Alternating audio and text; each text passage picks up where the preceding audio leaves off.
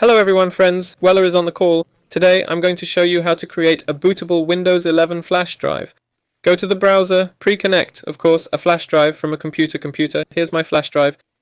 And right here, Windows 11 download. Go to the official Microsoft website and download the media creation tool.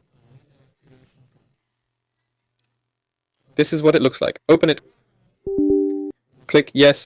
There you just need the confirmation of the administrator. This means that we will have a window pop out. Let me go back so as not to delay. Here is such a window that opens. It differs from Windows 10 only in design in fact, and the fact that it works a little faster. Click accept and accept the terms of the license agreement. And here we choose respectively the version, the language. Click next, select a flash drive. Click next, select a flash drive from the list, be sure to connect it, yes, I repeat. Click next, and the process of installing the media file, creating a bootable flash drive begins. In general, there is no point in showing the end of this process. In the end, you will simply have a bootable flash drive which you can use by selecting it in the boot devices of the computer on which you will install Windows. That's it. Oh, that's it. In general.